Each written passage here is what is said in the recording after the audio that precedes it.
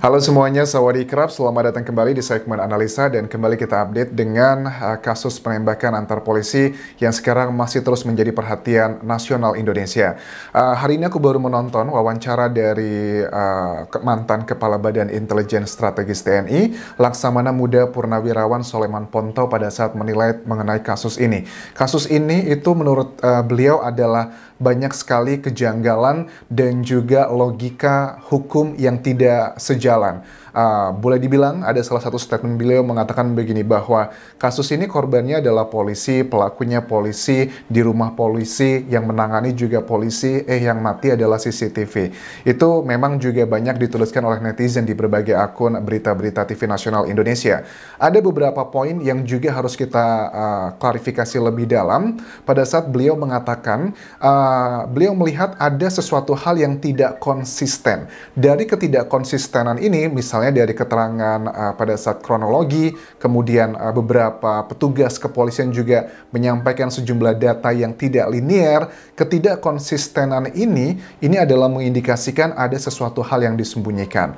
Maksudnya yang disembunyikan apakah itu? Coba kita simak cuplikan yang berikut ini. Sekarang kalau saya tanya, mana buktinya pelecehan yang bisa fakta yang kita lihat sekarang ini, kita lihat bersama? Ada? Oke. Beliau mengatakan kalau memang ada indikasi adalah bukti pelecehan, mana bukti pelecehan tersebut? Karena ya bagi aku juga unik ya di kasus ini. Biasanya kalau kita melihat ada kasus ya misalnya pembunuhan atau kasus apapun itu, biasanya tersangkanya itu sudah langsung ditampilkan. Kenapa aku bilang ini adalah kasus pembunuhan, terlepas motifnya seperti apa, ya namanya juga sudah ada yang meninggal ya, satu orang meninggal, dan diketahui juga adalah saudara E itu atau Barada E itu juga yang menembak, sudah dikatakan dengan jelas, itu kan sudah jelas banget ya bahwa itu adalah pembunuhan, terlepas itu adalah alibinya karena dia membela diri atau sebagainya, itu kan nanti di pengadilan bisa dibuktikan. Kalian juga masih ingat dong dengan kasus misalnya adalah orang yang dibegal kemudian melawan, terus yang pembegalnya malah mati gitu, meninggal dunia, dia malah dipenjara. Itu kan pada saat dibebaskan setelah dilewati tahapan-tahapan dari proses penyidikan, kemudian kejaksaan, kemudian juga baru di pengadilan. Itu nanti ya, di pengadilan baru diketahui, oh ternyata dia hanya membela diri. Tapi kok berbeda dengan kasus ini, ada apa? Kita nggak usah melihat individunya, mereka adalah anggota kepolisian. Ini sudah jelas ada pembunuhan, ada yang korbannya meninggal dunia, kenapa nggak langsung diumumkan seperti proses pada kasus pembunuhan umum lainnya? Itu adalah inti pernyataan dari beliau berikut ini. Tidak. Kan nggak ada. Dari pengakuan itu hanya berdasarkan apa disampaikan, itu opini kalau menurut saya. Kalau dalam ilmu intelijen itu adalah opini dibandingkan kasus yang pembunuhannya. Oke. Untuk itu adalah masih jatuhnya adalah opini. Untuk masalah dugaan pelecehan itu masih opini karena butuh pembuktian di pengadilan. Tapi yang faktanya menurut beliau sekarang adalah kita sudah lihat, seluruh dunia pun juga bisa mengatakan itu adalah fakta. Memang Brigadir J sudah meninggal dunia. Itu menjadi salah satu hal yang agak sulit ya. Makanya kalau ada satu kebohongan ditutupi, itu pasti akan acak-acakan lah semuanya. Terus juga sama, kalau tidak semuanya dibongkar, dibuka secara utuh, misalnya motifnya apa dan kejadiannya sebenarnya seperti apa, itu nggak bisa hanya kita parsial aja untuk mendapatkan data-datanya, harus secara utuh teman-teman. Nah kemudian, pelecehan itu masih opini, tapi yang menjadi fakta adalah pembunuhan saudara J tersebut. Nah, aku menangkap dari beliau ini menggunakan istilah saudara J dan juga saudara E agar kita tidak tercampur pautkan dengan instansi kepolisian. Ini anggap aja kasus pembunuhan biasa begitu. Jadi nggak usah membawa-bawa kepolisian, kita ikuti aja prosesnya seperti apa. Nah, kita beralih ke masalah senjata Glock ini sendiri, teman-teman. Beliau juga mengatakan begini, bahwa senjata Glock itu biasanya hanya untuk jenderal saja. Karena kan kalau Glock itu kapasitasnya lebih dari 6 ya pelurunya. Dan biasanya itu hanya untuk para raja-raja. Itu adalah statement beliau bahwa Glock itu adalah senjatanya raja-raja.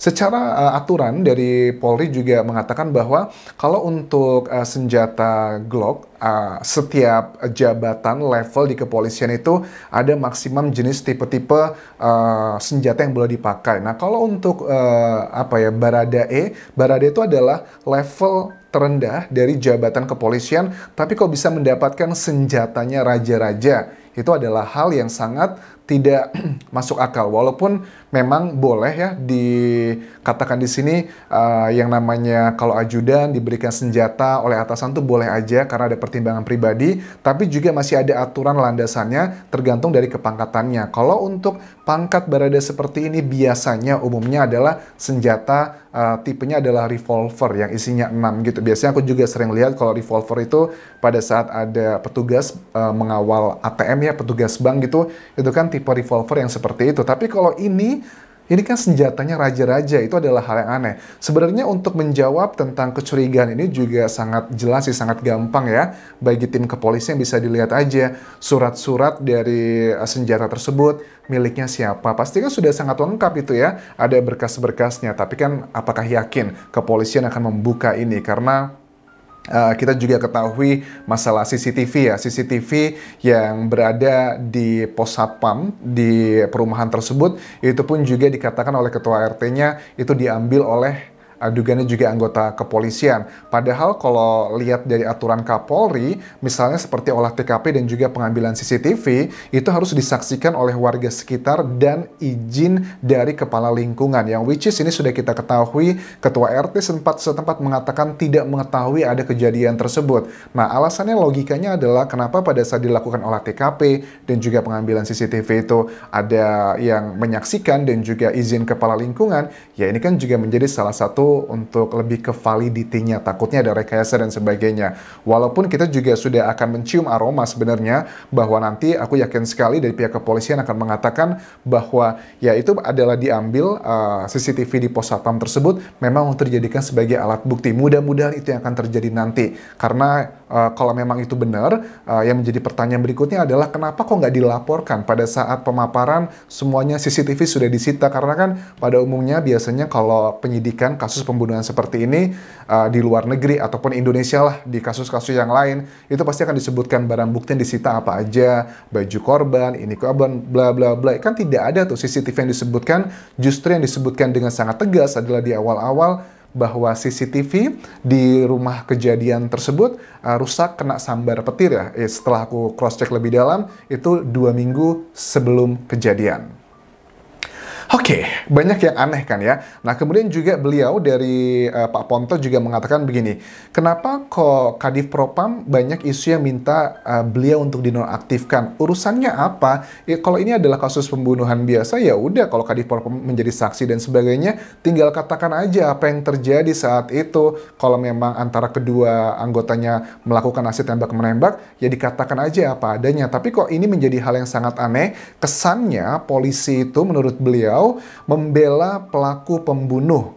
Kenapa dikatakan pembunuh? Karena memang sudah ada yang tewas, ya. Terlepas itu alibinya karena membela diri dan sebagainya, itu nanti di pengadilan. Tapi kan sudah jelas tuh faktanya adalah seperti itu. Kalau mengenai alibi yang dikatakan dari penyidik adalah membela diri, itu kan opini yang bisa dibuktikan nanti dengan alat-alat bukti yang akan dijadikan bahan di persidangan nanti. Urusan ini adalah menjadi hal yang sangat menyedihkan kalau ada dugaan urusan pribadi justru malah mengorbankan lembaga kepolisian. Harus dipilih-pilih nih.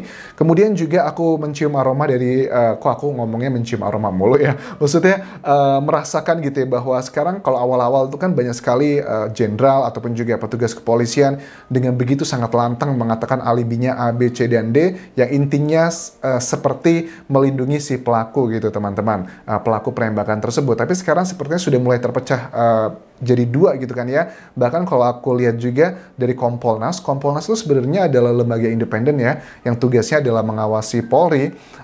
Kompolnas juga sepertinya tidak mau jadi bemper sekarang. Mereka menilai bahwa kalau memang ada yang janggal, ada yang tidak sesuai ya, jangan jadikan kami bemper gitu. Karena aku juga membaca komentar-komentar kalian pada saat Pak Benny Mamoto menyampaikan A, B, C, dan D di awal-awal dari kasus ini terjadi. Banyak netizen yang komentar, Pak Benny ini kok begitu sih, hanya jadi corong dari Polri. Harusnya kan mengkritisi apa yang disampaikan Polri dari kepolisian, maksudnya itu kan dikritisi dulu apakah benar atau tidak. Kok selama ini dinilainya adalah hanya menjadi corong aja dan masyarakat juga tidaklah lugu lugu-lugu banget. Kita bisa melihat bagaimana kita mulai berpikir kritis adalah dengan mempertanyakan benar atau enggak. Nah, kalau hanya langsung dari satu sumber saja tanpa melihat data-data lainnya, itu juga tidak wise. Tapi itu adalah yang aku baca trennya di media massa. Sepertinya Kompolnas juga sekarang sudah mulai tidak mau terlalu jadi bemper gitu untuk kepolisian. Oke, isu pelecehan seksual ini dimunculkan karena fakta atau ini adalah strategi untuk mengaburkan motif sebenarnya. Ini adalah sekarang yang sedang berada di masyarakat. Apakah menurut kalian isu mengenai pelecehan seksual itu adalah beneran ataukah hanya sekedar untuk alibi mengaburkan sesuatu hal yang sedang dilindungi? I think that's all yang bisa aku bahas untuk hari ini di video kali ini. Dan aku ingatkan jangan lupa follow Instagram dan juga Facebook pageku karena di Instastory-nya aku juga update video-video langsung dari keluarga Brigadir J yang untuk kalian ingin melihat seperti apa kondisi terakhir dan juga kondisi pada saat di minggu lalu jenazah disampaikan atau dikirim ke Provinsi Jambi. Terakhir juga please subscribe channel YouTube ini serta tinggalkan like kalian. Kapun kerap semuanya. Bye-bye.